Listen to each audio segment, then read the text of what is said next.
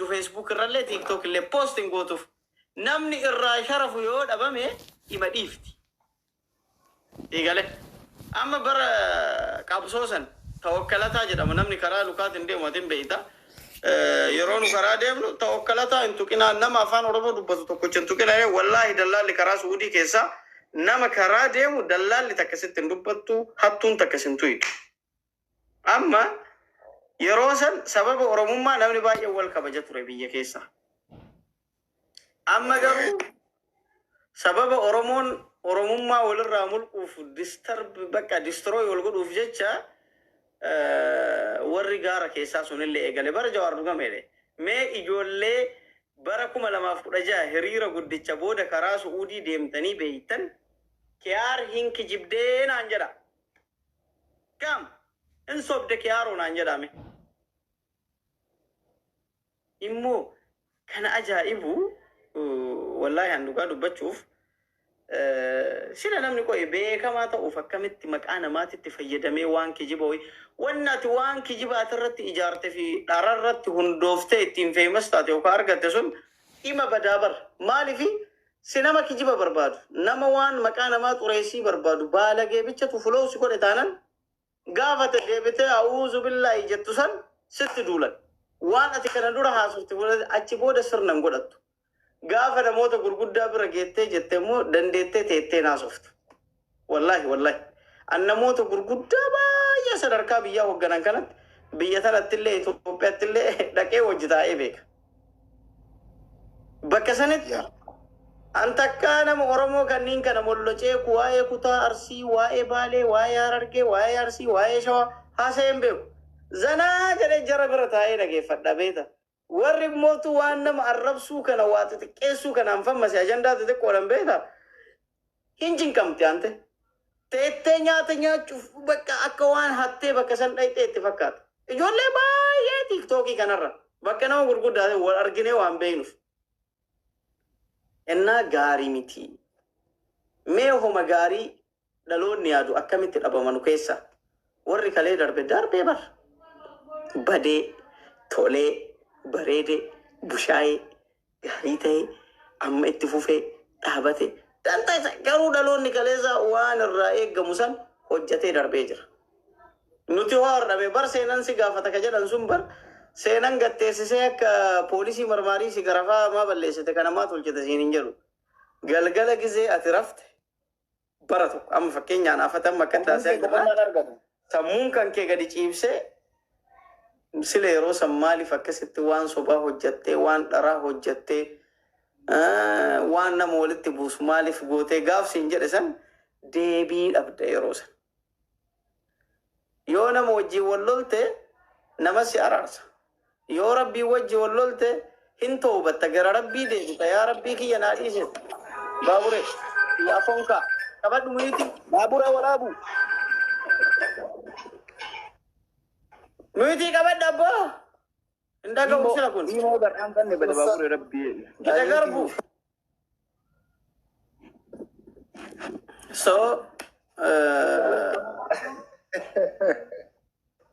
saya mana sawan. Dubadu Haji Kiyar. Kiyar garbu. Akam jirta bannat.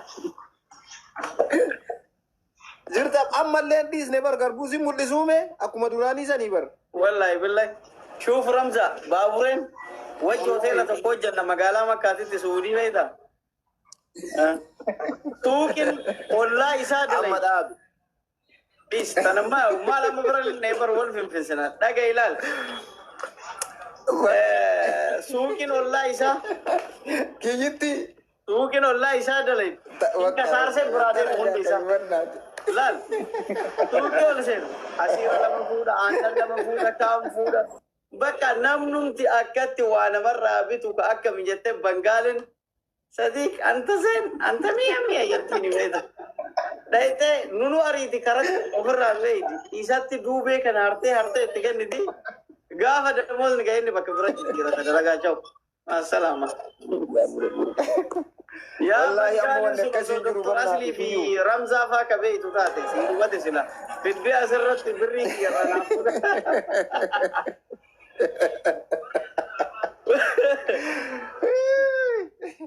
Amma wanni akkasiin jiru bannaati amma akkuma gaafa siin jedheesani amma homtuun jiran bannaati. Ai bannaati ramsitti. Baabureen bar eenyuma kana waa meeqa godhan.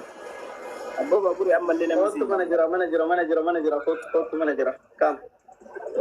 Wallahi waan bareedarra jirtanii haasa'amee bannaati. Anamma qoonqoo xalafuu edha. Hindi ifne isin ante ammallee garbu. La ilaha. Qooyi sitti mul'isaa qooyi kiyyuu. Qooyi ilaal. Nama akkanatti waa nyaata. Haaluu feeta. La ilaha illallah. Garuu wallahi kiyyaara akka duraanii sanitti nyaadhu dadhabee jira maa. Amma guyyatti gisee meeqa nyaata? Wataaddarree ati na caala nyaanne. Ana baadiyyaa dhufe bar na shawwadee makiinaa qabadee birrii mushawaraa narraa fudhate. Birrii taaksii anas keessa harkaa shanniis nama kun akkanaa miti jira jedhe. Birrii narraa fudhate namni martuu natti qalu. Maali jara jennaan kuni kararraa yoo bo'e ta'uufiitti fu makiinaa keessa duubattaanii akkatti hortaa ofirraa eegaa deeman.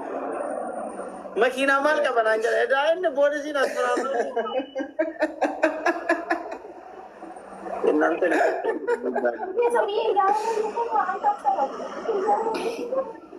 Banna amma atillee nama guddaa taate illee nama guddaa ta'uuf deema amma dubbiin akkasii miti bannaati isha.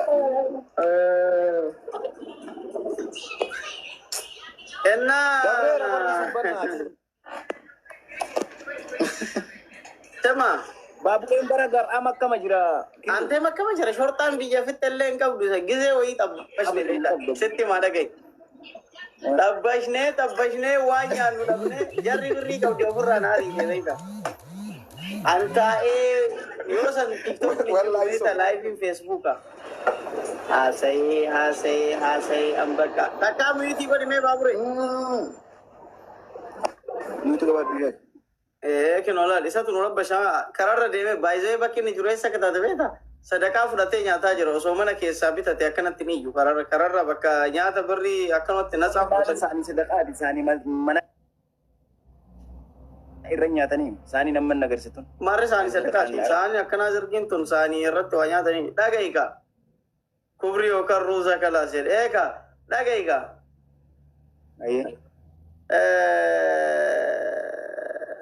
Laal dhaga'i. Birrii qaban isaan. Jarri hunduu durriyyee hin hojjettu. Ana bicha dalaga. Naata jechuun innaa jarri tun teette tumaan asii. Baabura si buusa. Wallahi gadi baasine siraggatna yoo ati dalagaan erganii